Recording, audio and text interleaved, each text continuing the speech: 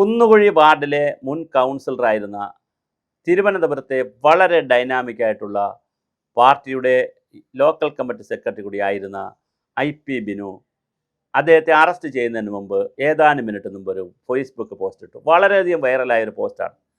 അദ്ദേഹം ഇട്ട പോസ്റ്റ് എന്ന് പറയുന്നത്, ഞാൻ പാർട്ടിയാണ് എൻ്റെ എല്ലാം, പാർട്ടിക്ക് വേണ്ടി ഞാൻ എന്തും ചെയ്യും, പാർട്ടി പറഞ്ഞാൽ പാർട്ടിയാണ് എൻ്റെ ജീവൻ, പാർട്ടിയാണ് എൻ്റെ രക്തം, പാർട്ടിയാണ് എൻ്റെ കുടുംബം, പാർട്ടിയാണ് എൻ്റെ സർവ്വവും. അങ്ങനെ പാർട്ടി പാർട്ടി പാർട്ടി പാർട്ടി എന്ന് ഒരു 15 പ്രാവശ്യം ഫേസ്ബുക്കിൽ ഇട്ടിട്ട് ആ പാർട്ടിക്ക് വേണ്ടി ഞാൻ എന്തും ചെയ്യും, അതുകൊണ്ട് ED അടിച്ചതോ വണ്ടി തല്ലി പൊളിച്ചതോ ആയിട്ടുള്ള കാര്യങ്ങൾ, അങ്ങനെ ED അടിച്ചു വണ്ടി തല്ലി പൊളിച്ചു എന്നുള്ള സെൻറ്റൻസ് ഇല്ല, ആ ചെയ്ത പ്രവൃത്തിയെ ന്യായീകരിച്ചുകൊണ്ടുള്ള ഒരു മനോഹരമായ പോസ്റ്റ് ഇടുന്നു. മിനിറ്റുകൾക്കകം അറസ്റ്റ് ചെയ്യപ്പെടുന്നു. ആ IP ബിനു ഇപ്പോൾ ഈ വാർത്ത അറിയുകയാണെങ്കിൽ, ഇന്നലെയൊക്കെ നടന്ന വാർത്ത അറിയുകയാണെങ്കിൽ എന്തായിരിക്കും ചിന്തിക്കുന്നതെന്ന് നമ്മൾ മനസ്സിലാക്കുക.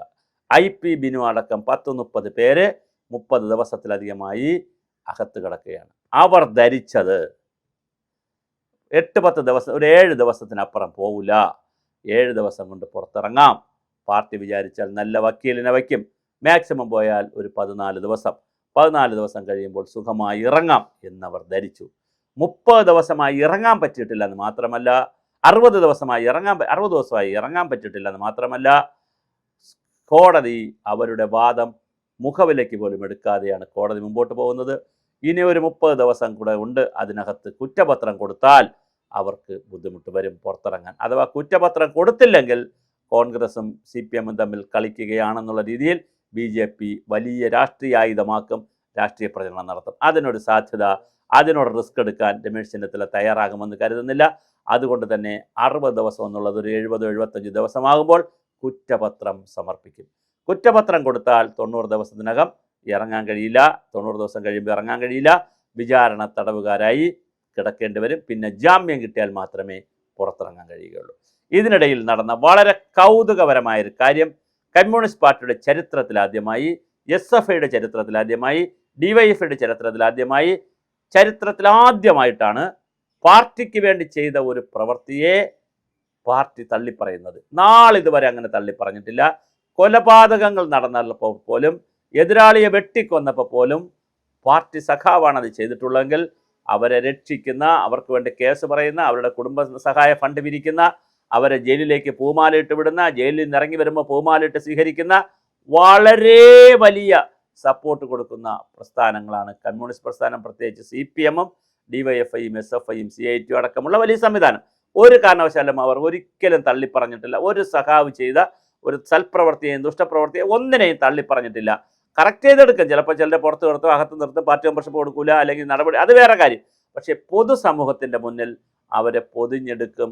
ഒരു കാരണവശാലും അവരെ തള്ളിപ്പറയാറില്ല, അവരുടെ കുടുംബത്തെയും തള്ളിപ്പറയാറില്ല. പക്ഷേ ഇപ്പോൾ ഇന്നലത്തെ DYFIയുടെ ജില്ലാ സമ്മേളനത്തിൽ കൃത്യമായി പ്രമേയത്തിലൂടെ പോലെ തള്ളിപ്പറഞ്ഞിരിക്കുകയാണ്.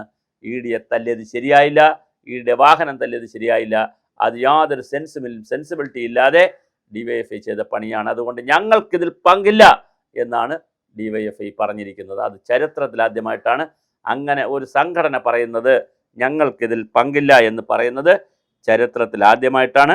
എന്തായാലും വളരെ വലിയ പ്രശ്നമാണ് സംഭവിച്ചിരിക്കുന്നത്. നല്ല രസകരമാണ്, ചരിത്രത്തിലാദ്യമാണ്. അതുകൊണ്ട് IP ബിനുമാർക്ക് ഇതൊരു പാഠമാണ്. അവർ ജയിലിൽ വെച്ച് ഇത് അറിയുകയാണെങ്കിൽ കേസ് പറഞ്ഞു കൊടുക്കുമായിരിക്കും, പാർട്ടി ചിലപ്പോൾ പൈസ കൊടുക്കുമായിരിക്കും, വക്കീലിനെ വെച്ച് കൊടുക്കുമായിരിക്കും. അതിനപ്പുറം പാർട്ടിയുടെ ഫുൾ പ്രൊട്ടക്ഷൻ ഇതുപോലെ ചെയ്യുന്ന കാര്യങ്ങൾ കിട്ടുമെന്ന് സഖാക്കളെ നിങ്ങൾ ധരിക്കരുത് എന്നൊരു മെസ്സേജാണ് ഇന്നലെ കൊടുത്തിട്ടുള്ളത്. അതുപോലെ തന്നെ ആ കൊടുത്ത സമ്മേളനത്തിൽ ശിവൻകുട്ടിയുടെ ഗ്രൂപ്പും VS ജോയിയുടെ ഗ്രൂപ്പും തമ്മിൽ തർക്കം നടക്കുകയും അവസാനം VS ജോയിയുടെ ഗ്രൂപ്പ് വിജയിക്കുകയും ചെയ്തു.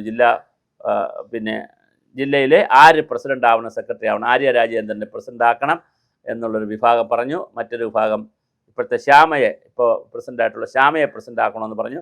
അങ്ങനെ പലരും പല പേരുകൾ വന്ന് ഗ്രൂപ്പും തർക്കമൊക്കെ നടന്നു. അവസാനം പാർട്ടിയുടെ ജില്ലാ കമ്മിറ്റി ഔദ്യോഗികമായി വച്ച പേര് ക്ലിയർ ആവുകയും ചെയ്തു.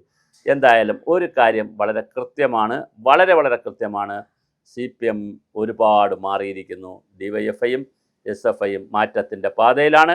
നേരത്തെ ഇതുപോലെ തെറ്റ് ചെയ്യുന്നവരെ തള്ളിപ്പറയില്ല, അകത്ത് നടപടിയെടുക്കുകയും ചെയ്യും. പക്ഷേ ഇപ്പോൾ അകത്ത് നടപടിയെടുക്കുന്നതിന് പുറമെ തള്ളിപ്പറയുകയും പൊതുസമൂഹത്തിൽ അവരെ അവജ്ഞയോടെ കാണുകയും ചെയ്യുന്ന രീതി വരുമ്പോൾ ഇനി എത്ര പേർ പാർട്ടിക്ക് വേണ്ടി തല്ലുകൊള്ളാൻ നടക്കും? അല്ലെങ്കിലേ തല്ലുകൊള്ളാൻ ആളില്ല, ഗുണ്ടാപ്പണിക്കൊക്കെയാണ് പൈസ കൊടുത്ത് കാര്യങ്ങൾ ചെയ്തെടുക്കുന്നത്. പലപ്പോഴും രാഷ്ട്രീയ പാർട്ടികൾക്കൊക്കെ തല്ലാൻ ആൾ കുറവാണ്. അപ്പോൾ അവർ ഗുണ്ടകൾക്കും മറ്റ് കൊട്ടേഷനൊക്കെ കൊടുത്തുകൊണ്ട് അവർ പോകുന്ന കാഴ്ചയാണ് കാണുന്നത്.